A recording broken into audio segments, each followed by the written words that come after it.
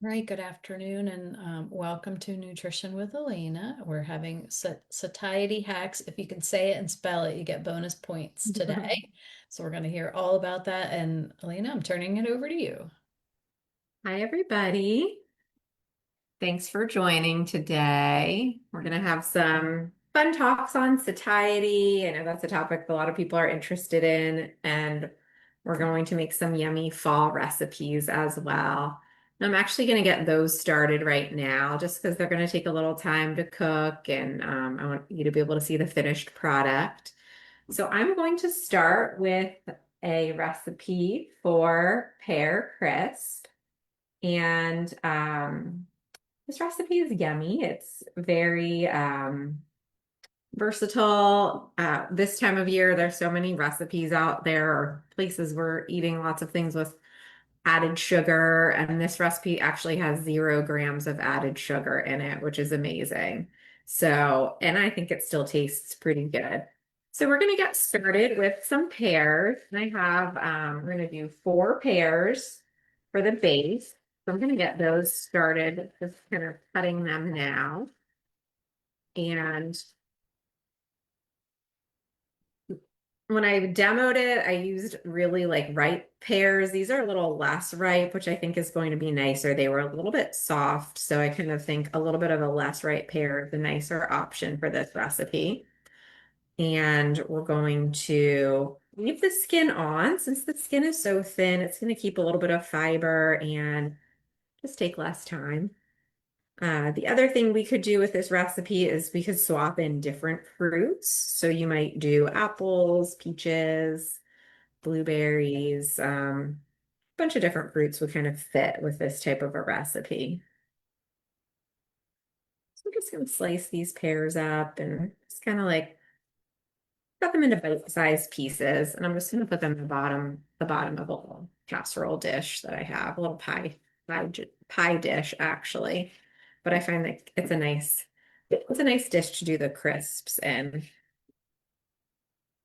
Now this crisp is great on its own, or you might have a little bit of like a little spray of whipped cream or something on it. It has a good bit of flavor on its own. I kind of like it cold, so it's all just kind of dependent on your taste buds. But for me, having it cold was a little bit nicer. I feel like I always used to eat my grandmother's apple crisp cold, and I always liked how like it all kind of like stuck together, I guess, and the chunks at the top. She definitely used a lot of real butter in it and flour and sugar, but this recipe still kind of has a little bit of that where the crunchy part that's kind of like, will stick together in parts. So it's kind of just a play on, the old timey types of crisp recipes.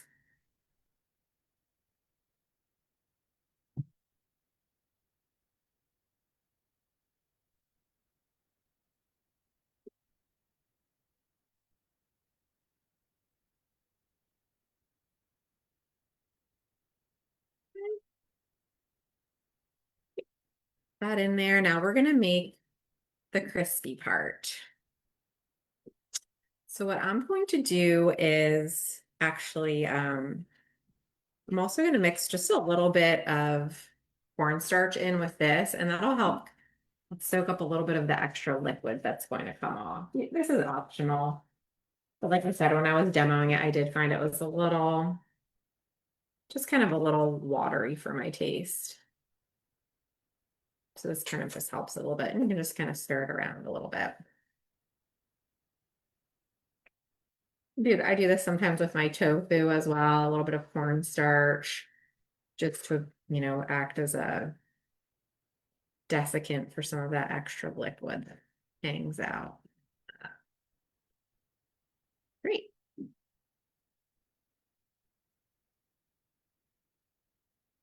All right, so now we're going to make the crisp portion of this.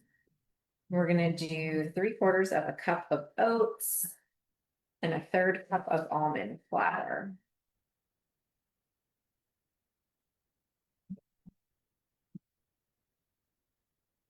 So have a couple.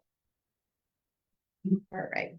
So let's do our rolled oats. So just 2/3 of a cup of rolled oats.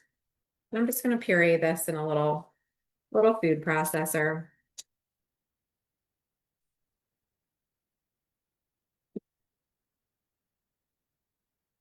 And then we're going to do a 1/3 cup of almond flour.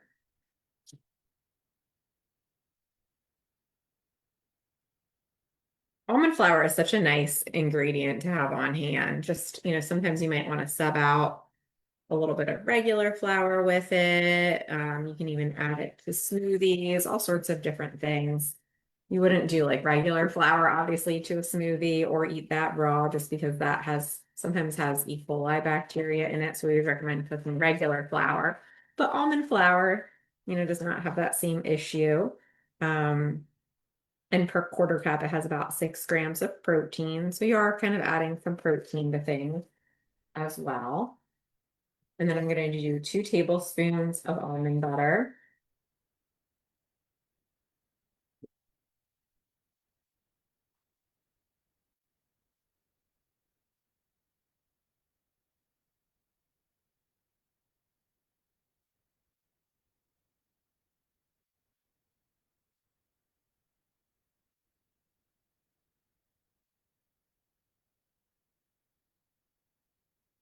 Great. And then I did soak some dates.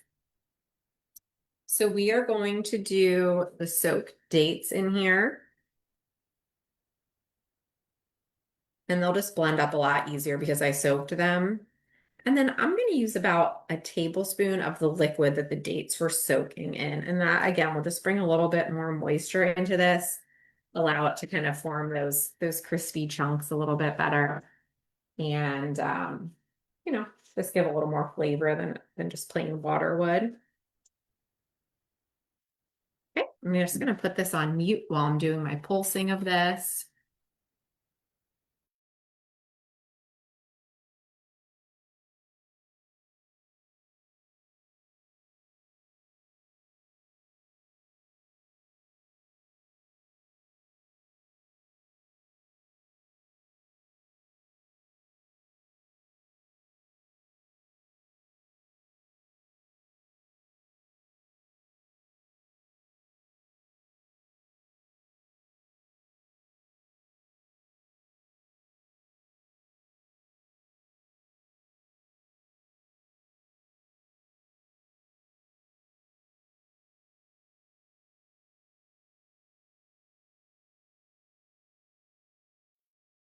Great. All right. Now I'm just going to put this in the pot.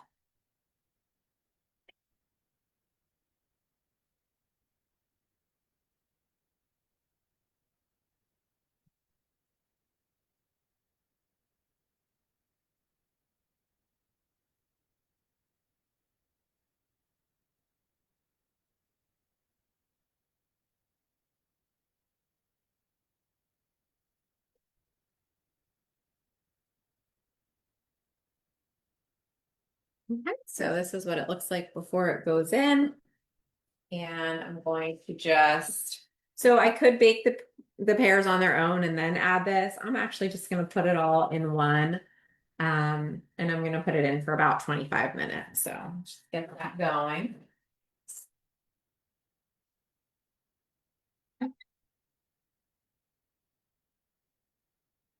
Great.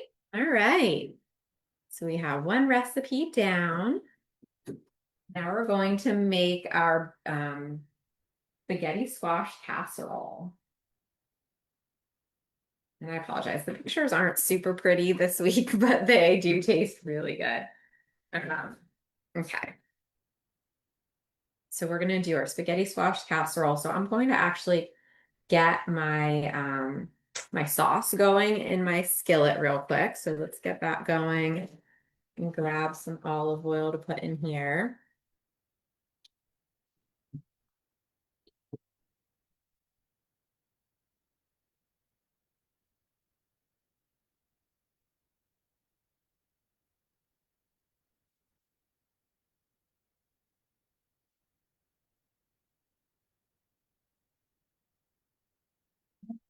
So we're just going to do about a tablespoon of olive oil in our pan.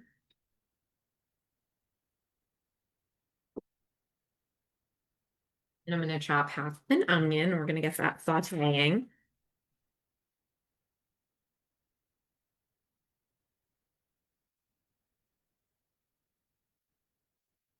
So these recipes are both good for satiety. So we're going to talk about, what helps us stay full longer and really focus in on that a little bit right now. I know that can be kind of variable for people who maybe be going through cancer. Sometimes people are losing their appetite if they're in active treatment. This is going to be a little bit more applicable to people kind of post-treatment if they're trying, looking towards any specific weight management types of goals. So we're going to do half of an onion, and then we're going to do, yeah, a clove of garlic ready to go.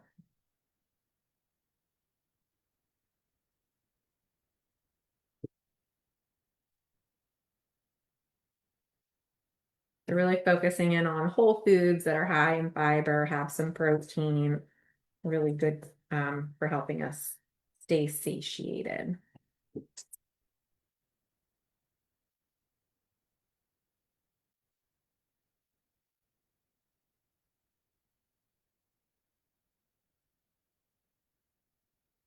Okay, great. I'll get my onions going. This takes a minute to get enough heat on it.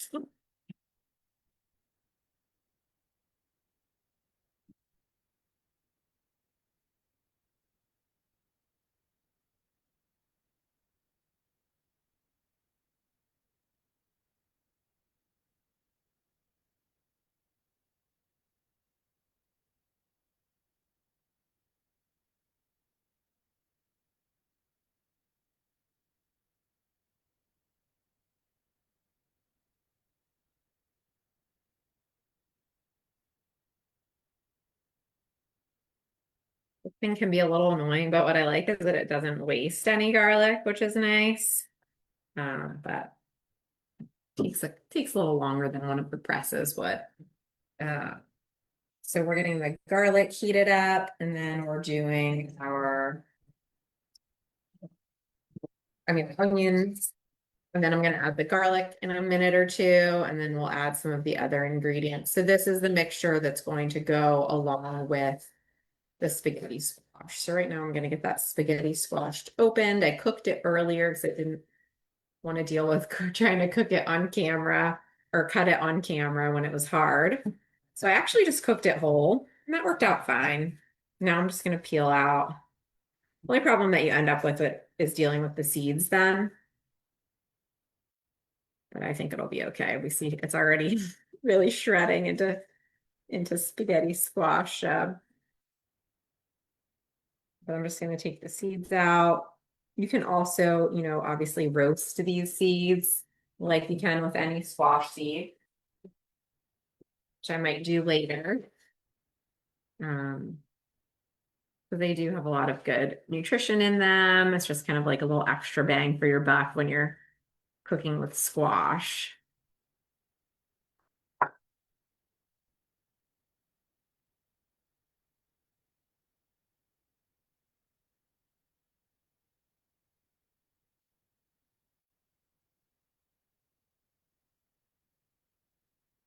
And if a couple seeds end up in the casserole, not going to hurt anything.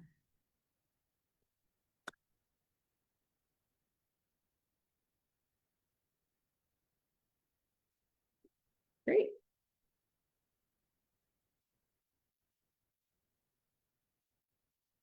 These are really nice side dish. Quick and easy. And for those of you that have never worked with spaghetti squash, it really does just shred into noodle looking pieces, right? It's very much looking like a spaghetti noodle over here.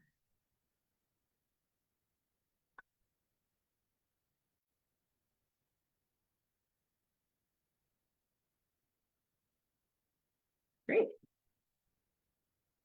All right, I'm gonna get my onion and my garlic in here.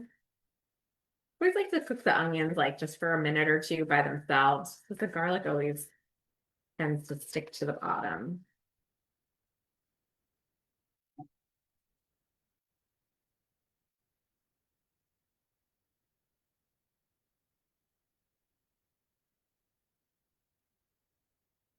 Great. And I'm just gonna add, I'm gonna cook that, add some tomato sauce. So I just have like a can of no salt added tomato sauce. You could also use diced tomatoes if you prefer in this recipe.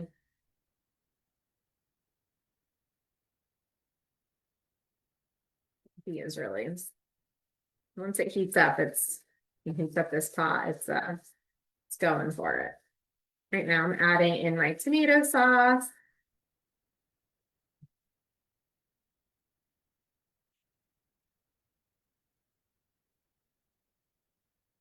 Great. And then we're gonna just mix in so my store that I went to actually didn't have collard greens, so I just got spinach, which kind of just, is a good reminder of the flexibility we have with recipes, right? Any green will do.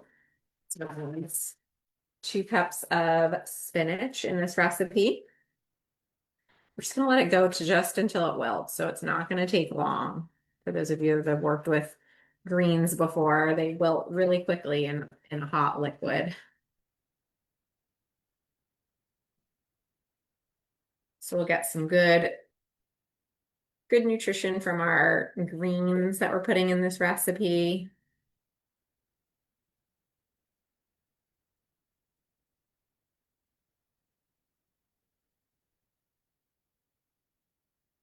Well, that's wilting for a quick second. We're gonna just add in to a pot and put our cottage cheese in there. We're gonna add, we're gonna add 3/4 of a cup of no salt added cottage cheese.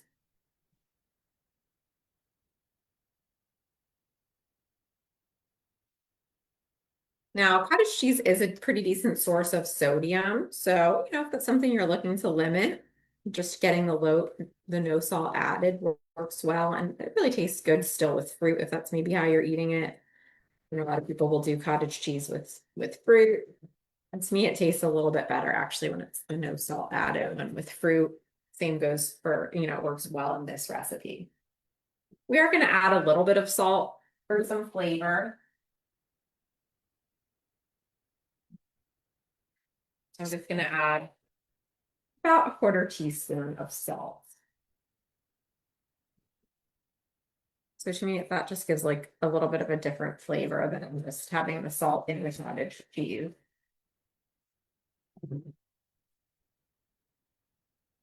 We're gonna mix our spaghetti squash in with this now. I'm gonna shred this in while everything's still wilting over here. So we just see how it just nicely shreds in here. If you've never worked with it before, it's again super easy and nice. I just roasted it. I think I roasted it for about 40 minutes this morning, 35 to 40 minutes. And really I got, it's down to the shell. So we got pretty much everything out of here, which is nice. No, very little waste.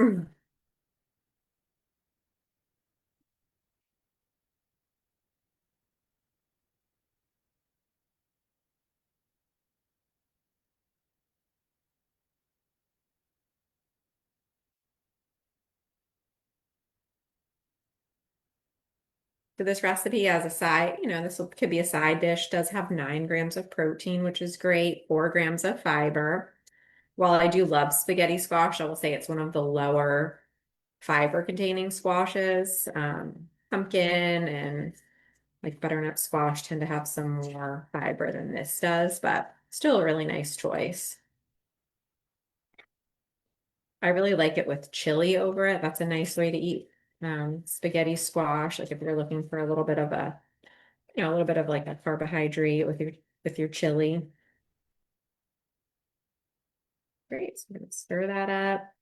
I'm gonna add in this sauce to this mixture. I'm gonna mix that in, and then we're just gonna pop it in this little casserole dish. And I'm gonna put some Parmesan cheese on it. So let's just get this quickly in here.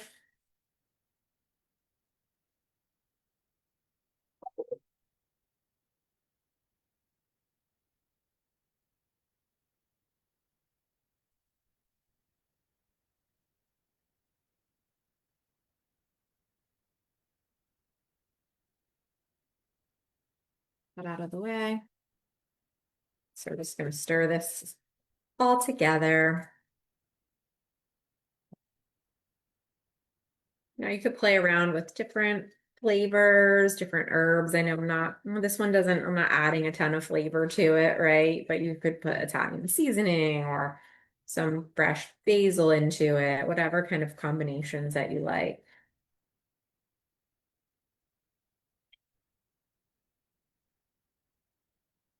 You don't use dairy, you could certainly make this without the cottage cheese.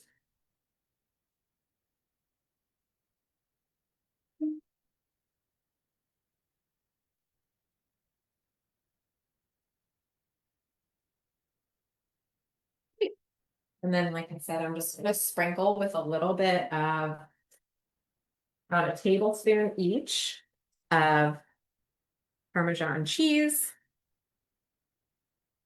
and then the same for panko breadcrumbs.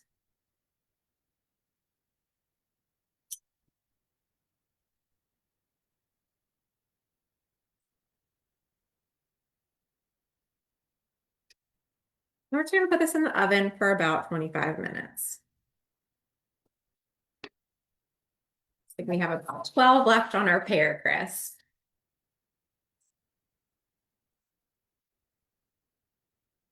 And it smells pretty yummy in there.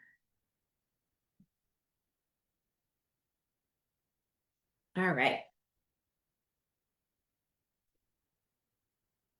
Clear some of this out of the way for our talk.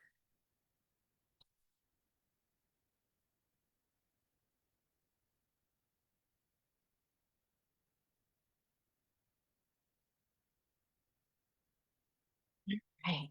Just gonna quick set a timer for the casserole, and then we'll get into the talk.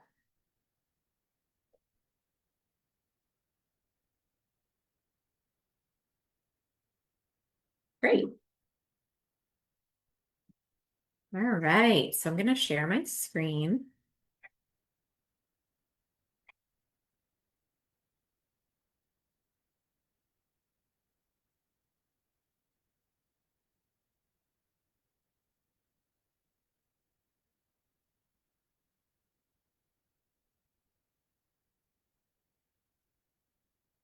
A quick second. Everything's popping up, blocking my view.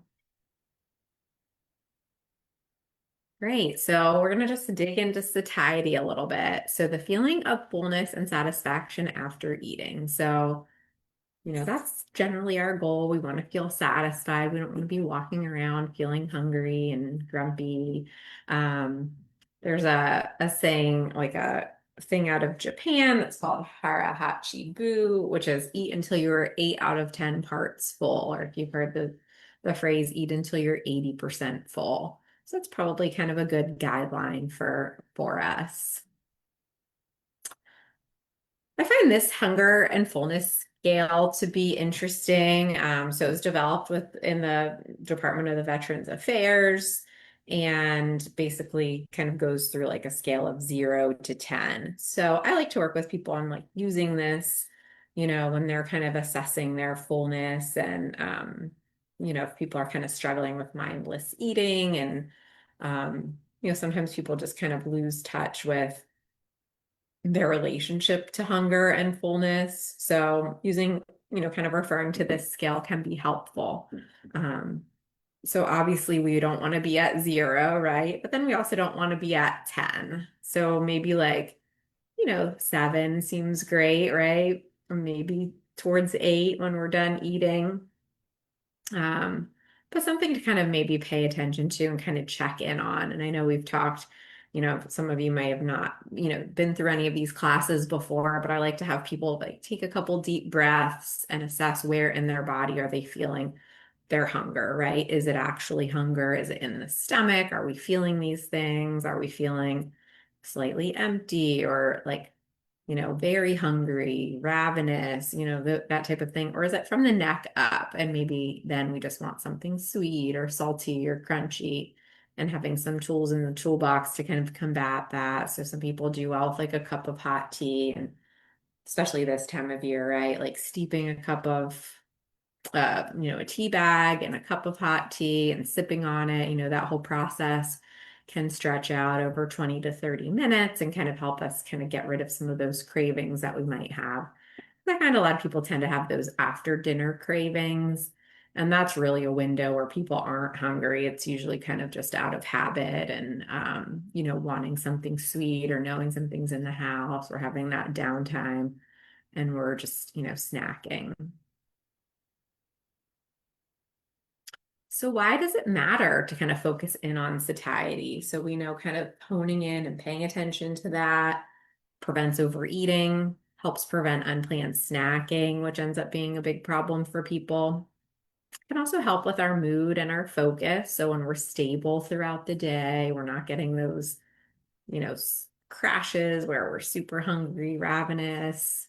We're able to focus more, and also helps with managing weight. So we know that, if people are, I think, starting off the day with something that's spiking their blood sugar and crashing it, making them, that makes them more hungry throughout the day. People eat more calories when they don't necessarily need them.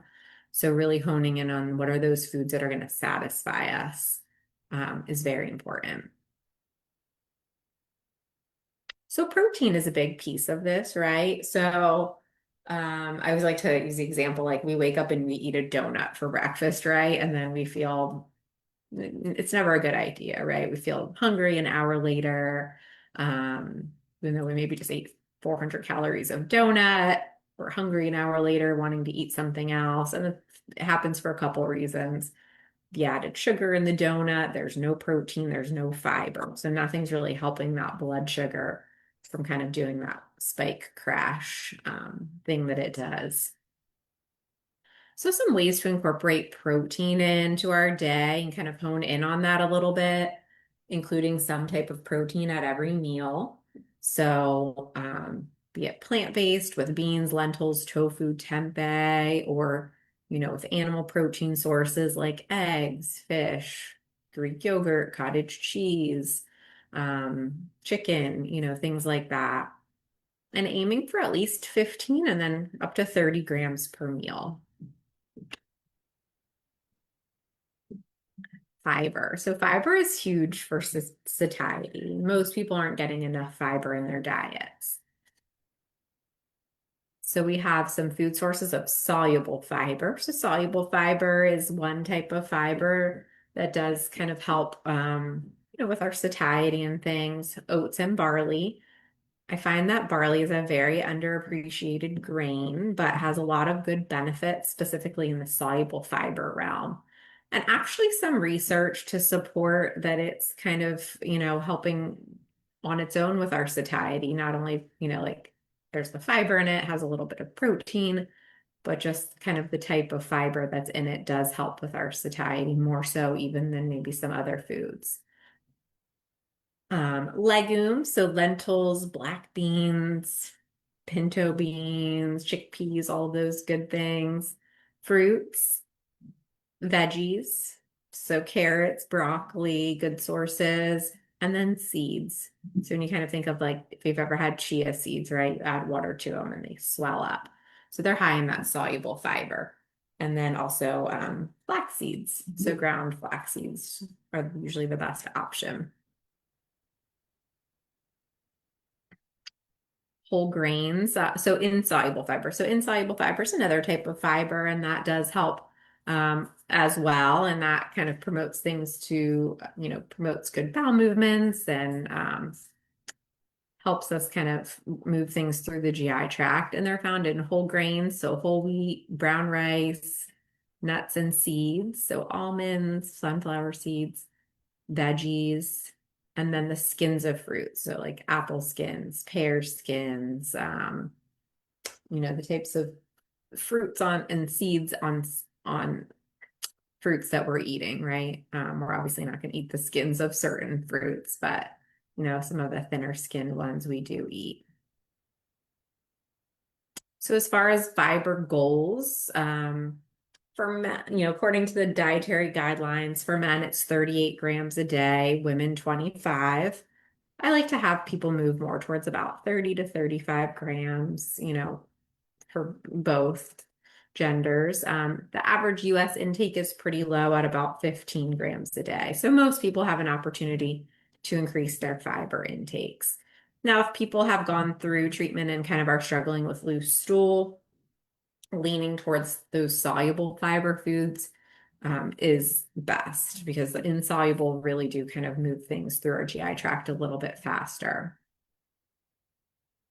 We also have some other different ways to increase fiber, obviously choosing whole grains over refined grains, adding a fruit or a vegetable to every meal for our snacks, focusing on those whole food snacks like nuts and seeds and roasted beans, raw veggies, adding beans and lentils to soup, salads, main dishes, starting the day with a high fiber breakfast. That could be a really great way to kind of set yourself up for success throughout the course of the day.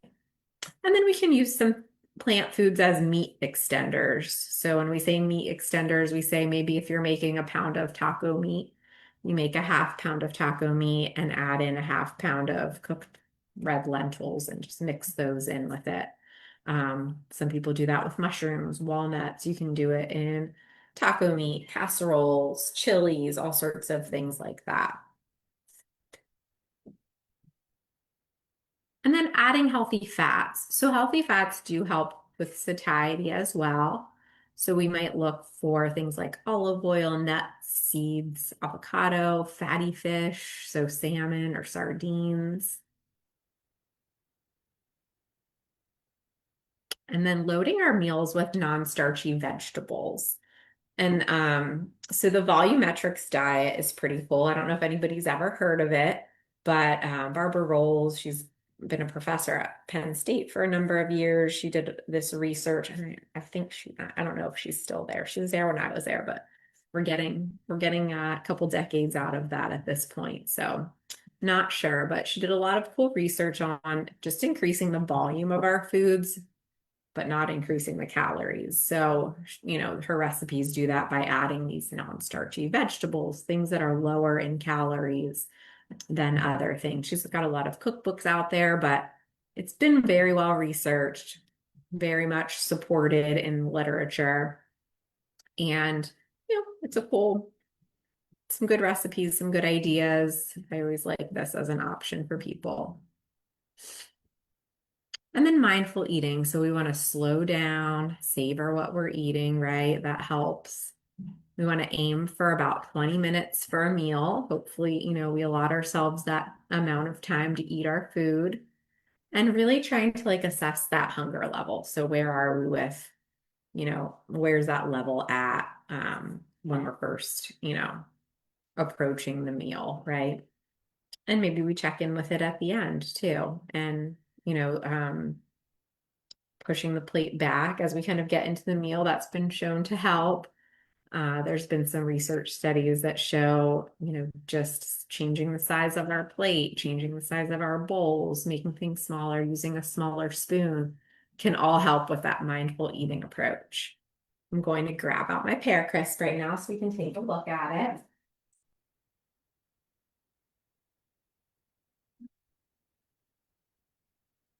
So there we go, our tasty little pear crisp. It smells yummy. Set that off to the side. Great. Okay.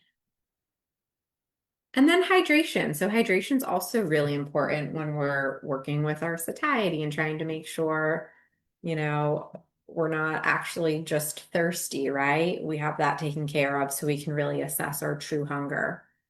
So, I mean, our needs are variable, but in general, about 9 cups a day for women and 12 and a half cups a day for men. Obviously, that's going to shift based on our body size. Um, So some women might need a little bit more, some men might need a little bit less. We all need a little bit more if we're outdoors doing physical activity. Um, if we're sweating more, things like that.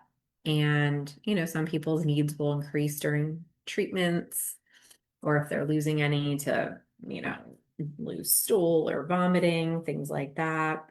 And then we also have our fluid that comes from our food sources too, which does help to satisfy us and to hydrate us.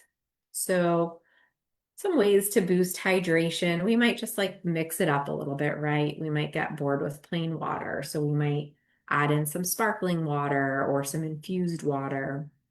We might incorporate in hydrating snacks. So, yogurt, smoothies, fruit, things like that. Some people like to set reminders on their phones or use a tracking app. And sparkling water is hydrating, right? So don't be afraid of that if that's something that you like. Some people find that it helps settle their stomachs if they're having a little bit of nausea. It's all just dependent on if you like it, how it makes you feel, all of those things, but it is still hydrating. And then some everyday tricks, right? Avoiding meal skipping. So we want to really focus on, getting our meals in. That does help with our metabolism and just kind of helps with that long-term kind of honing in on our hunger levels, our satiety, like really getting ourselves on a schedule. We talked about the smaller plates and then keeping these high satiety snacks on hand. So combining maybe like a little bit of fruit with some nuts, hummus with veggies, roasted beans are great. These are all snacks that are going to satisfy us and not have us wanting more. So, the things that kind of make us want more are those things that kind of have a lot of the added sugar, spike our blood sugars, you know, or just like whatever pretzels are a good example for me. Like they're not a satisfying food. There's no fiber, there's no protein. It's just really all white flour. So trying to hone in on those foods and combinations that are going to actually satisfy us. Um, and then some recipe websites. I did want to point this one out. This is one that I haven't shared with you guys before, but this Cooking for Peanuts. So she has an Instagram page if you're on that. I really like that. But she's also, just has a website where she posts her recipes. All of her stuff is plant-based, but she really focuses on them being very dense and like protein, fiber. So she hones in on like 20 to 30 grams of protein per meal, which, if you make plant-based, that can be something you actually have to kind of try to get. It doesn't come naturally to get that much protein in a meal. So she really has a lot of great tips and tricks on that. And then kind of, some of the other ones I generally share with the group. But the other thing I did want to touch on with satiety was there are foods. So I'm sure you're familiar with people that are taking the weight loss meds, and it's become pretty common here lately, but there are foods that kind of help us increase our own GLP-1 production in the body. And a lot of those are the foods we've discussed. So like some of the veggies, the fruits, nuts, barley, oats, and eggs are also one that can help with that. So, just some food for thought there. So we can kind of, through our meals, kind of do that on our own with what we're eating. Whereas those meds, the meds are probably more like, I've heard that equated to like drinking like 10 cups of espresso or something, right? They're obviously going to have a more potent effect on our satiety and hunger signals than what we could do with food would. But, meal by meal, if we're incorporating these things in, we can really kind of get a handle on our blood sugar control and our hunger levels and all of that, and just kind of feel more stable throughout the course of the day. Great. So that wraps that for today. Gonna wait. That recipe should be done in a minute or two. Does anybody have any questions?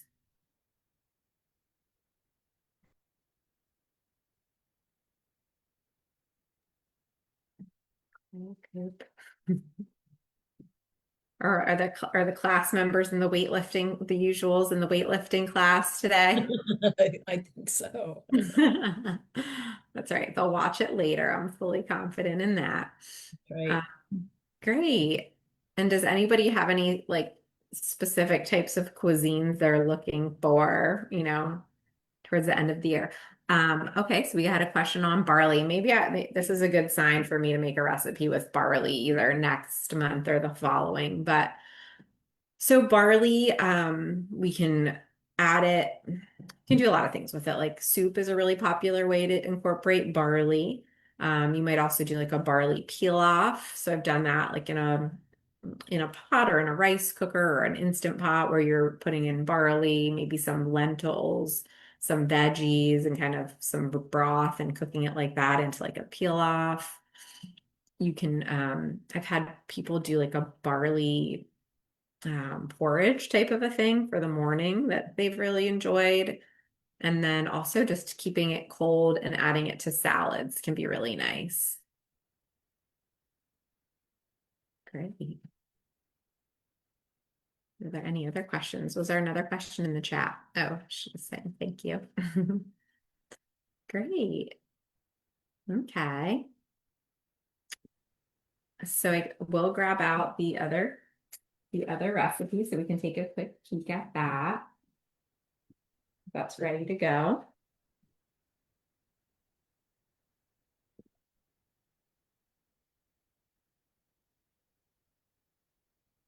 Great.